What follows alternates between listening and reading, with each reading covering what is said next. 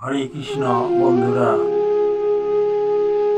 গ্রহ নক্ষত্রের শুভ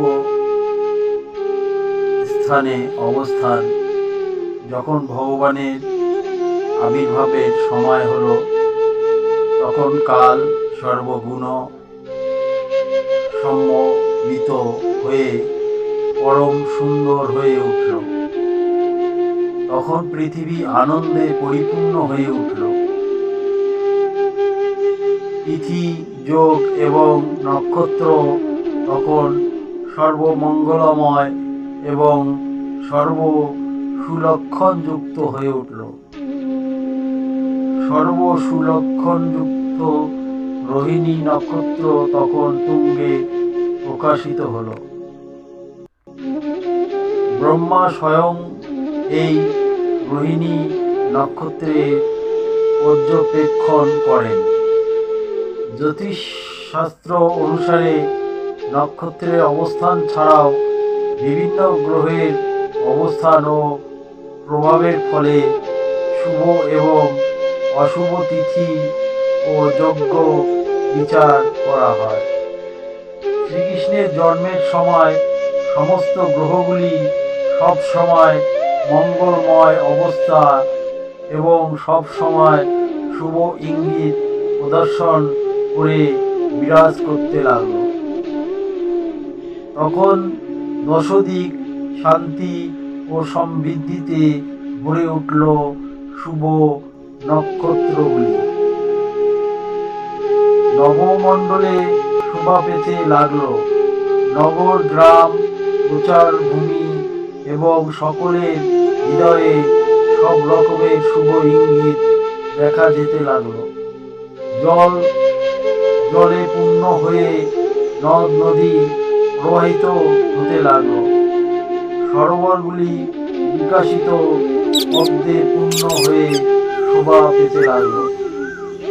বনভূমি নানা রকম সুন্দর সুন্দর পাখি ও ময়ূরপূর্ণ হয়ে উঠল।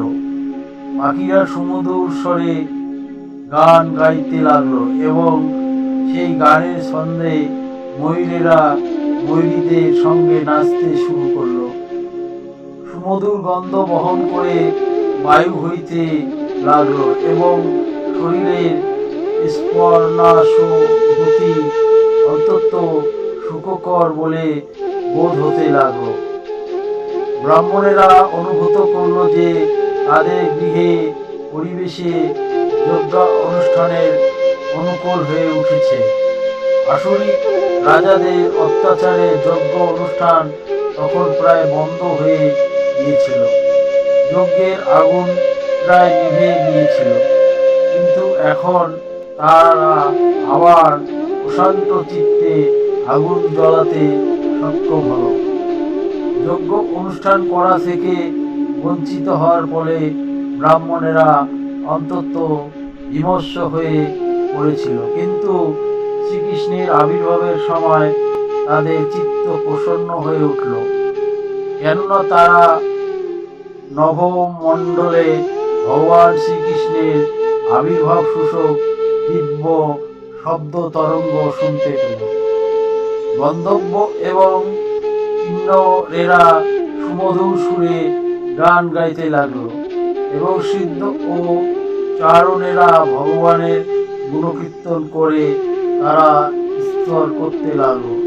স্বর্গলোকে দেবতারা তাদের সহচারী এবং অশ্পরাদের সঙ্গে সুললিত ছন্দে নৃত্য করতে লাগলো।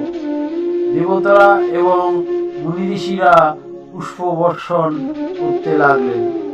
সমুদ্রের উপকূলে তরঙ্গে মধু মধু শব্দ হতে লাগলো এবং সমুদ্রের উপরে সুমধুর মেঘ গর্জন করতে লাগলো। হরে কৃষ্ণ।